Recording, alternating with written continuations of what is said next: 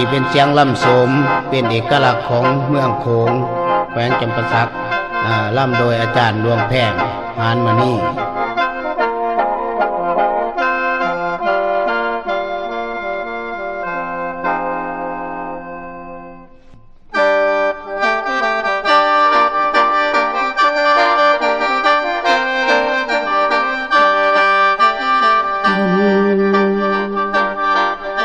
จันสา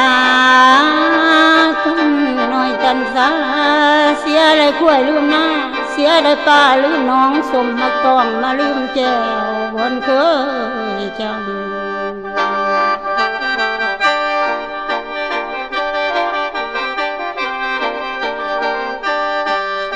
ฟังเด้อนางสีไข่ขันแกงเป็นไข่แง่แง่ลูกแม่เคยหักมันพันเกี่ยวกดบ่ว่า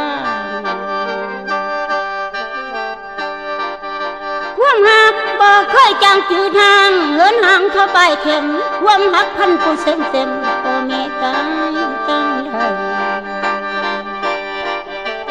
จือว่ายามเจ็บไข้หนาวในนอนสั่นแน่คำเอ่ยจิตใจแม่สะบันเฮ้หวนอีกหนึ่งย่านลูกบ่รู้พ้นงานเจ็บป่วยเป็นหนักสมเทียบในความหักพ่อแม่ตายตามใดวันนายามวันสินย่อมือไหวเพราะวันหน้าเศร้าคำ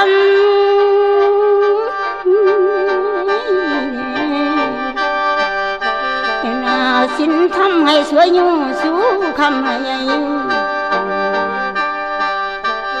ย่าเมื่อลูกใหญ่ขึ้นได้สมปรารถนาได้ทำยันวิชาสื่อเสียงสูงคนลูกเอ้ยความอับจนใจเศร้าคือสีเบาเบยแบงเปลี่ยนลงแสงสว่างขึ้นเพียงคุณผ่านผู้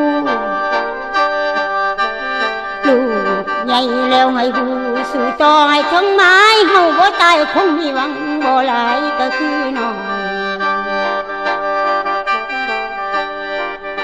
อีกหนึ่งเงินกีบลุยเหรียญลอยสตางค์แรงแห่งแม่หาแน่โฮมเครื่องให้มีชื้นไว้หำเฮียน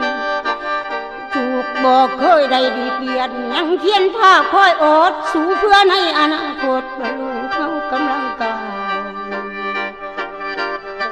จังว่าความบุกปันหันหาวบ่พอข้าวเลยมีซื้อ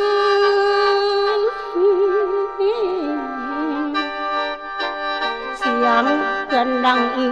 เขาลือลำกระเดืองเด่นตอนนั้นแม่สิหายโศกแค้นบ่แน่นห่วงในอุลาได้ลังคำฝันหาแม่ภาวนา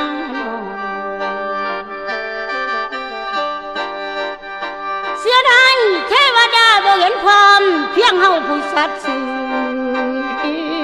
คำสั่งไปพร้อมผู้ดีและถือข้างผู้บ่ดีจังว่าลูกจบแล้วเทื่อนี้นี่หน้าที่การงานเพิ่นว่านานแสนนานบ่เคยเห็นสิเข้ามาบ้านลูกเอ้ยยามเขามีเงินล้านสำล้านใจใส่ใจมีเงินหลายเที่ยวดิจริงแก้มกอดผู้หญิงเป็นหน้ายามกลางคืนออกสิ่งสังคมอยู่เมืองหลวงบ่ห่วงเลยงานถูกว่าแม่ยังหรือตายแล้วเดียวมีบุตรตาแก้วมีสาวแซวสมชื่นบ่คึดขึ้นแต่น้อยบนหัวแก้มแม่ดมลูกได้คำฟังมุมได้สมเกียรติศักดิ์ศรีได้หังนี่เมียงามได้อยู่ตามโตเจ้าลูกเอ้ยเลยเราลืมคุณเขามายายเย้ามันเบื่อ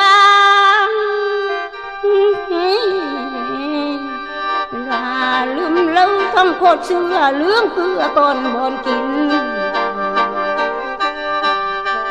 แม่นี่ยังบ่สิ้นได้สื่อข่าวหาคันนิ่งน้ำบุตาสืบหาอยากเห็นเจ้า แม่ตัดสินใจเขามาเมืองมันเขาสาอยากเห็นห้อยหูหน้าบุตาแก้วก่อนตายแม่เดินสุดขอบคายใกล้หมอมาเอื้อนเขาขอนังเศร้าแห้งผักสัวเขาในเด้อทางอันหนึ่งเมียเพื่อนไขคำตาลถามคืนคำว่าย่ายญาเขาอยากมาพ่อผู้ใดแม่ยับเขาไก่เจ้าหูบ่สมสายเขานั่นเป็นบุตรตาแม่เองอ่อนเดียวเท่าไรนั่งแล้วเถียงหายว่าสมสายบ่มีแม่เขาเป็นลูกกำพร้าผงเสื้อบ่มีคำเอ้ยขั้นเขาเว้าจังสิอาจสิแม่นเมียเขาแม่เว้าเสียงเบาว่าลูกเอ้ยแม่นายปัดยาลูกซ่องลูกตู้เอี่ยมเลยลงเฮือนมาหาแม่ถามว่าเฒ่าแก่แล้วเจ้ามาได้จังใดจักหน้อยลูกสาวไผ่ได้เอิ้นใส่สมสายว่าแม่ตายมาคือยังจังแม่นสายล่วงหลอกโถ่เอ้ยแม่ได้ยินหัวใจหยอข้างคอแข็งขัง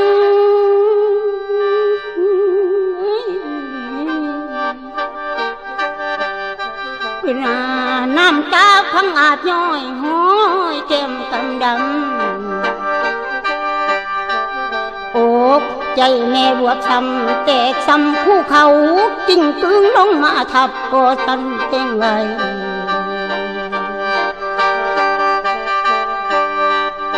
ลูกเอ้ยเจ็บบาดแผลแม่ทนใดเจ็บใจบุอยู่เมื่อแล้วทางขาสู่แม่ยืนได้ก็สั่งตายเมื่อสาหน่อยเมียเจ้าสิหายเขาสินายว่าเฮาจนให้ลูกยังเป็นคนแม่ใจก็ตามตอนลูกเราใครขันตอนคำเดียวดูแม่บอกว่าเฒ่าแก่แล้วที่นายามาลูกเอ้ยแม่นี่แนมบังฟ้าน้ำตาดังไหลอุดเอาแล้วหัวใจยาสู่พังทลายมาเสียแห้งว่าด่าสางปูทางให้ลูกใจเลี้ยงใหญ่แล้วคุณเฒ่าบ่มีลูกเอ้ยแม่จากเจ้าเทื่อนี้สุดที่ใจร้อนยังสักเซพนิจรบ่นอนบ่มีจร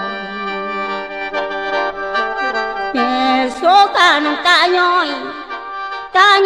ค่อยทางสิลมข่าวมือเศร้าแพ้เสกหน้าน้ำตาไว้บ่ให้มีจังหวะดวงแพงลำทรงสีน้องและพี่ก็คงจำขั้นเฮาทำความดีอาจสิมีคนยอมเป็นว่าทำบ่ดีพี่ป้องสิลงคลองคุมใหญ่นรกเกิดป้องไว้ย่อมือไว้ก็บ่ฟัง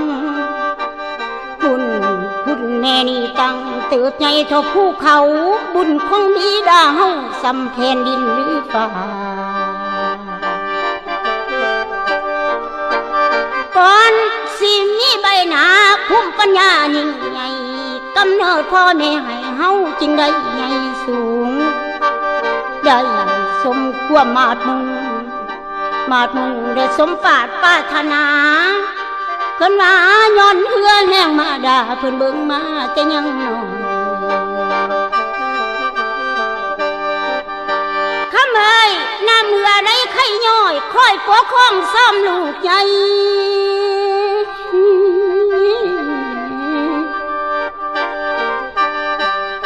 เพิ่นว่าควรให้จำจือไว้ไผบ่ฮู้ไว้เบิ่งเอา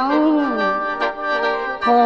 วิ่งวอนลูกเก่าย่ำพ่อแม่บ่ทันตายบ่ว่ายิ่งหรือสายให้หำฮอนตน อีกหนึ่งพวกเขายังติดหนีบุญคุณอันยิ่งใหญ่ต้องทดแทนให้ได้หลายน้อยแล้วแต่มีจวงแท่งลำทรงสีออกข่าวเคลื่อนสติได้อยู่ดีกินดีหังนี้อย่าลืมบ้านจังว่าขอจงจำเลิศทานราชการหรือหน่อยไงนั่งแจลำมอบให้จำไว้ผู้คนน่าให้ได้ผ่านคนเน่าอยู่เลยเป็นสุขอย่าสู้ลืมความถูกพ่อแม่เฮาพาเรือนเอาสาทำฟังเสียงสายการอย่ารำคาญเริ่มนางสิขอจากเจ้าที่นาจังคอยฟังก่อนบาดทายหากสิอวยพรใจให้สุขกายสบายใจโลกภัยอย่าพันต่อต้องจองแก้มเจ้าบองตองเลี้ยวบังใสห้องคิดนอดน้องไว้ในหลายเดือน